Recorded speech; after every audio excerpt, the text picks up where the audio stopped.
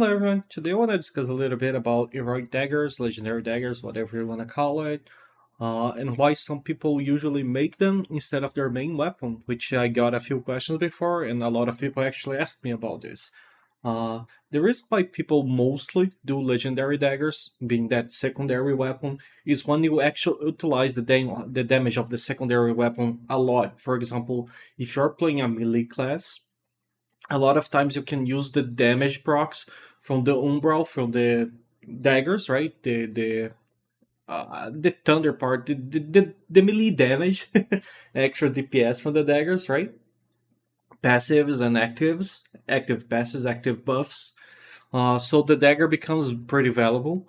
And on top of that, by using the dagger, it allows you a few different main things. The first thing is, like I said, if you actually use the dagger for a lot of things, for example, I'm gonna pick some classes. Let's say Expo. Expo has a lot of range damage, right? They do like really fast damage and murder you, but they also have really strong gap close and really fast attack speed to play with the dagger. So if they notice you're smoking and they need to quickly finish you off, they can shadow step and then I forgot the name, but Sword Dance, I think, on top of you and just shred the rest of the HP that you have inside of the smoke. So they actually use the dagger quite a bit as well for the damage part, not only for the buffs. And the same goes for the spear. The spear have a lot of damage, mostly on the spear damage part, but it also utilizes a lot of the passive buffs from the dagger to do the damage. And the passive buffs from the dagger and active buffs from the dagger scale from the dagger damage, the dagger based damage, not the spear. So that's also a pretty important part. On GS, it's less important compared to those two, but it also utilizes sometimes the dagger burst potential of some skills, but it does matter less. So that's the main reason that you might want to build the daggers in case you want to have this extra potential on the melee burst of the dagger. But the other reason, big reason why a lot of people build the daggers even more before was because we were getting things like E.Tevent, right? And the E.Tevent has status that are decent, they're stacks, crit, but a lot of people don't use the bonus damage, for example. And by picking the legendary dagger, it's very flexible what passives you can use, and it allows like you to keep using E.Tevent in a competitive scenario.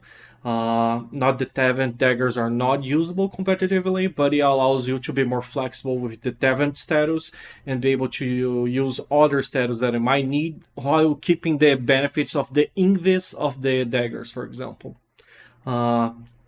That's one of the main reasons, of course, just like any other legendary slash heroic, you can swap the passive.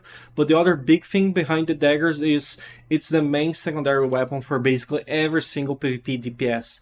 That means by making the legendary daggers, you're basically very safe. For example, we just had meta shifts all over tier 2, tier 3, that's natural, right? But what always happens is nice. Daggers are always on the top, daggers are always competitive. Daggers are always the main DPS sub-weapon slash weapon, right? So what happens is, for example, oh, I want to swap my main weapon for a new weapon because I got nerfed or something. By doing the legendary daggers, you are almost always guaranteed to have the value in having like the main buffs. For example, you're making a crit build with double crit or double hit or double heavy or whatever other status you might need there. The dagger is always gonna keep that value up, and it's not gonna be, for example, like me. I invested in my legendary one, I have it fully upgraded, fully traded, but I don't use my one anymore because of the meta shifts and like how they nerf Darkblight. But so I lost my whole legendary. My whole legendary with like an arc boss on it is completely useless. Meanwhile, people that invest in the daggers, and they can free reroll for other classes. For example, oh, they want to roll Orb Dagger, they just need to swap the main weapon. They want to roll GS Dagger, they just need to swap the main weapon. They want to roll whatever it is, Spear or Staff.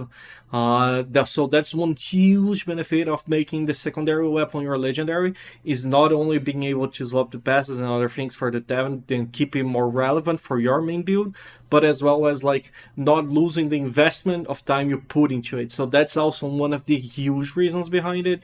And the other main reasons I already mentioned the first one, but it's gonna be related for your main weapon. For example, if I change here, so you can see, to wand, for example, The one legendary one had 200 max damage, 180 min damage, so that was really significant for the curse damage boost. So for example, if you were using Tevents, you could get away with the Awakened Tevent for a little bit, because it does have some okay damage, but it would still be like 25, 30 base overall stats min max together behind the legendary, so it was a big damage loss on your main damage. And if you were using Deckman, which was the only other available DPS one for PvP, you would be like a whole 80 status behind. So that's like 3/5 of the damage that you would be doing instead if you were using the Deckman or instead of the legendary. The legendary would almost double your damage if you put the Deckman on the legendary,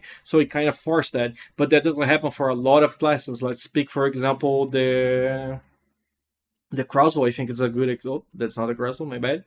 The crossbow, I think, is a good example. You can see we already have weapons that are somehow better than the legendary when it comes to damage, even when it comes to attack speed.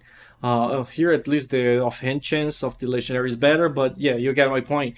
The damage is matched here on these weapons. Of course, this, I don't think anyone is using Malakar or Kalazan. I'm not entirely sure on the crossbow meta right now what people are using. But when you compare with before for things, for example, like the Deckman, which people were using for PvP, or sometimes upgraded Queen Bellinger, but mostly just the Deckman, you will see that it does have a pretty different, where is it? Sorry, a pretty big gap on the damage here. It's like 20 max, right, and a little bit 5 or 10 on the min, but it doesn't really matter too much on those weapons because they're more dependent on like mostly attack speed, on proc hits, like a bunch of bonus damage, right? So they don't really depend on the base status, so it means much less for these weapons to have a high base, high minimum legendary, or not legendary, base status, right? Now, for example, if you pick a staff, you would notice the damage from the staff is actually really relevant because it's like 150 to 284, right? And if you're gonna pick something that people were using at the time, which was like Daggers, you're gonna see you're like 120, which is 30 less, to 220, which is like 60 less, so you're losing 90 min max base damage here, which is a lot. So it was really rough to not go legendary on the staff as well. Even with like upgraded Bellinger here or like Deluzhnoa, you would be losing status, so the staff here also makes a pretty big diff. I saw people talking about spears as well, asking me about the spears and why some people were using Deluzhnoa spears or Crimson spears. What I think personally is most DPSs were running Crimson, but they would truly end up running the Legendary Spear because it's one of the biggest damage gaps here when it comes to like difference of base and min and max. So personally, I don't know in depth, but I feel like the spear, most spear users were not using the dagger because it's a big, you're giving up a lot of damage on the spear compared to the X-bow, for example. Unless you were building a bruiser or a tankish, which then you would be using the Deluzhnoa spear most of the times, which has insane status for those more bruiser classes, right? Because they care less about flat status, like crit heavy, and they are more focused on raw status, like fortitude and things like that, right? So for them, like using the Deluzhnoa spear was more worth than the legendary because it gives attack speed and just that, basically, compared to the Deluzhnoa, which give triple status. So and they can focus the legendary on like their SNS or their GS or another weapon that might be more important, right? But that doesn't come to the dagger point. The dagger point mostly is, like I said, is gonna be applied on the X-bow aspect, in my opinion, of course.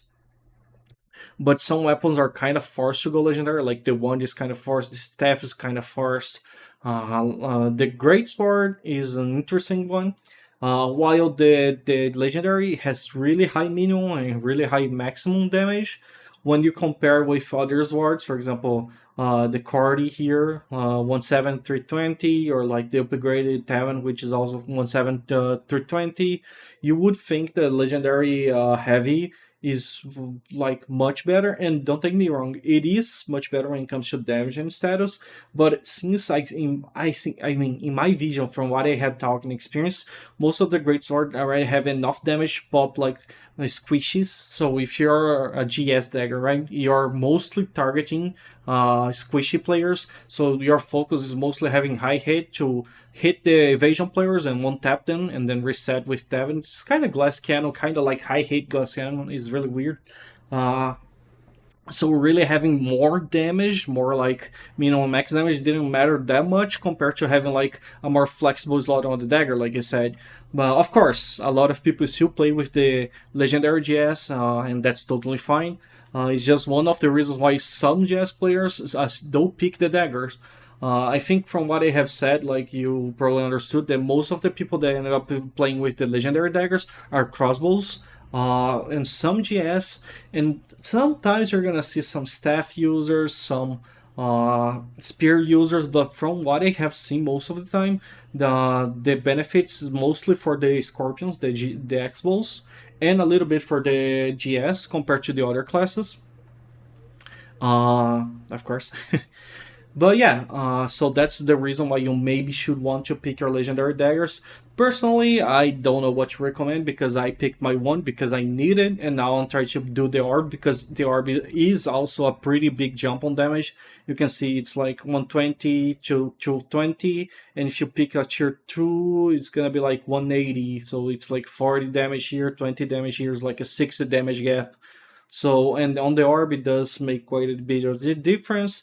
And it depends, like you said, on the E.Tevent Dagger. If you use the status of the E.Tevent Dagger or not, you could like do good with the E.Tevent Dagger status on this. You could do good with the E.Tevent status on the other things.